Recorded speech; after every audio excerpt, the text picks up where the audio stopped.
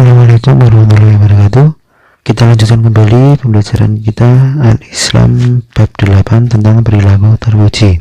Saya akan menjelaskan secara singkat atau inti dari pembelajaran. Langsung saja. Pengertian perilaku terpuji.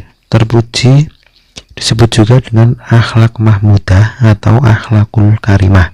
Yang dimaksud dengan terpuji yaitu bisa sikap kita, ucapan dan perbuatan kita yang sesuai dengan ajaran Islam. Macam-macam perilaku terpuji itu sangat banyak, namun yang kita pelajari pada bab ini yaitu ada 6: kerja keras, tekun, ulet, teliti, hemat, mandiri. Yang pertama, kerja keras, artinya melakukan segala sesuatu dengan niat yang kuat, bersungguh-sungguh, gigih dan tidak mengenal lelah. Contohnya, melaksanakan pekerjaan dengan penuh semangat dan kesungguhan. Manfaatnya, kita bisa disayang Allah, disukai banyak orang, mendapat hasil yang memuaskan, menjauhkan diri dari sifat malas, dan tentunya kita dapat memenuhi kebutuhan hidup. Yang kedua yaitu tekun, artinya rajin dan bersungguh-sungguh. Lawan kata tekun yaitu malas. Contoh perbuatan tekun yaitu selalu belajar meski tidak ada tugas, tidak ada PR ataupun tidak ada ujian. Manfaatnya tentu disayang Allah, disukai banyak orang. Kemudian memiliki sikap disiplin dan optimis. Pekerjaan cepat selesai, cita-cita kita dapat tercapai. Yang selanjutnya, ulet. Artinya kuat, tidak mudah putus dan tidak mudah patah. Contohnya, tidak menyerah ketika mendapat tugas yang sulit. Manfaat yang kita peroleh tentu disayang Allah dan disukai banyak orang. Selain itu, memperoleh kesuksesan, menumbuhkan semangat selalu berusaha, dan menumbuhkan sifat sabar dalam melakukan suatu perbuatan. Yang selanjutnya, teliti.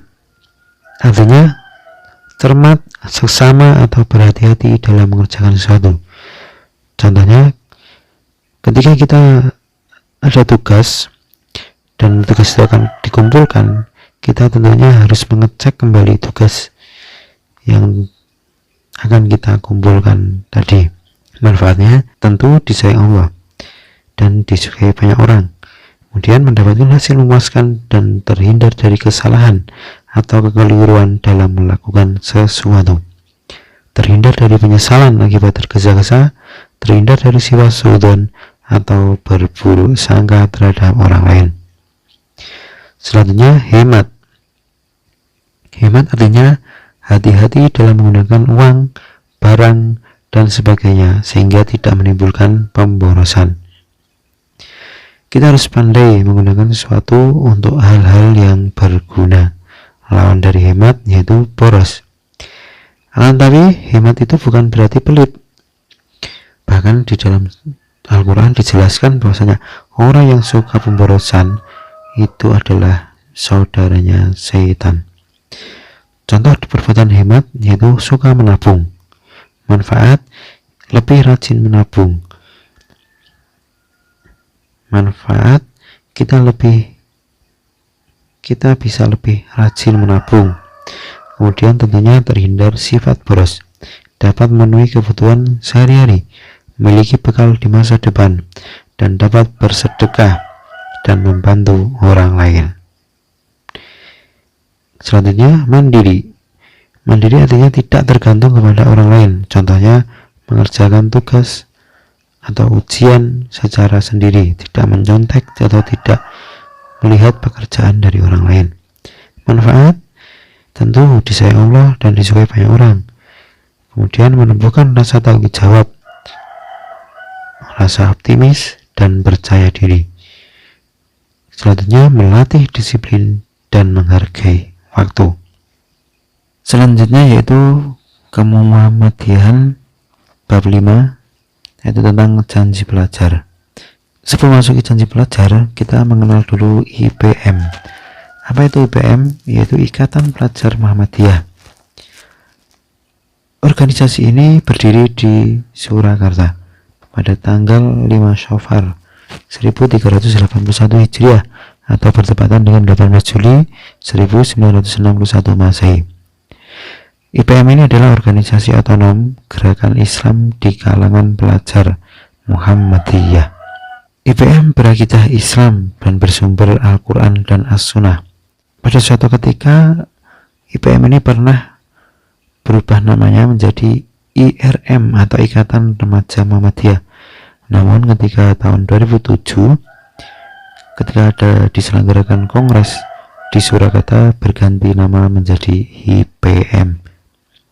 Tujuan IPM yaitu terwujudnya pelajar muslim yang berilmu, berakhlak mulia, terampil dalam menegakkan dan junjung tinggi agama Islam, sehingga terwujud masyarakat Islam yang sebenar-benarnya.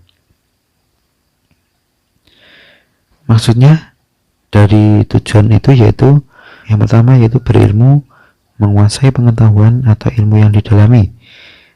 Yang kedua berakhlak mulia, buah dari ilmu-ilmu yang telah diamalkan tadi, kemudian kita mempraktekkan menjadi akhlak mulia. Kemudian yang ketiga terampil, artinya cepat berbuat dan menyesuaikan. Lambang IPM ini nanti bisa dilihat di buku paket sendiri, kurang lebih lambangnya seperti itu. Selanjutnya atribut dan seragam IPM. Atribut yaitu tanda kelengkapan, sedangkan seragam yaitu sama ragam, atau bisa juga diartikan seperangkat pakaian yang biasanya dikenakan secara bersamaan, baik model, motif maupun jenis bahan yang sama. Itu disebut dengan kelengkapan atribut dan seragam. Ini yang disebut dengan janji pelajar. Dulu mungkin kelas 1 atau kelas 2 ketika upacara sering dibacakan janji pelajar. Nanti bisa dibaca sendiri. Untuk yang atas, asyhadu alla ilaha illallah wa asyhadu anna muhammadar rasulullah, yaitu bacaan syahadat. Di bawahnya, raditu billahi robba wa bil islami dina wa bi muhammadin nabiyya wa rasulah. Biasanya kita baca sebelum melaksanakan pembelajaran atau doa ketika hendak melaksanakan pembelajaran. Nanti bisa dibaca sendiri untuk isinya. Selanjutnya, aku bangga sebagai pelajar Muhammadiyah. Bagaimana cara menerapkan rasa bangga kita? Yang pertama yaitu dengan cara berdakwah Islam, amar ma'ruf nahi mungkar. Dakwah artinya mengajak atau menyeru, sedangkan amar ma'ruf mengajak kepada kebaikan, dan nahi mungkar mencegah dari kejahatan atau kemungkaran. Contohnya, disiplin dan tepat waktu dalam segala hal. Yang kedua, rajin belajar dan berprestasi. Jika kita rajin belajar dan kemudian kita mendapatkan prestasi, maka Allah akan meninggikan derajat kita. Contohnya yaitu mengerjakan tugas tepat waktu. Selanjutnya, hormat dan patuh kepada orang tua dan guru. Di sekolah, guru adalah pengganti orang tua, dan ridho Allah itu tergantung kepada kedua orang tua kita. Jika orang tua kita meridhai, maka sudah pasti Allah juga akan meridhai. Contohnya yaitu mendengarkan nasihat orang tua dan guru. Selanjutnya, ciri-ciri pelajar Muhammadiyah. Yang pertama, dakwah amar ma'ruf nahi mungkar. Yang kedua, rajin sholat 5 waktu. 5 waktu itu apa saja? Ya, subuh, zuhur, asar, maghrib, dan isya tentunya. Selanjutnya, rajin belajar dan mandiri. Yang terakhir, hormat dan patuh pada orang tua dan guru. Ya, demikian tadi pembelajaran secara singkat atau inti-inti dari masing-masing bab di Al-Islam dan Kemuhammadian. Silakan nanti bisa dibuka kembali bukunya. Bila ada yang kurang jelas atau berapa, nanti bisa ditanyakan kepada saya. Akhir kata, wassalamualaikum warahmatullahi wabarakatuh.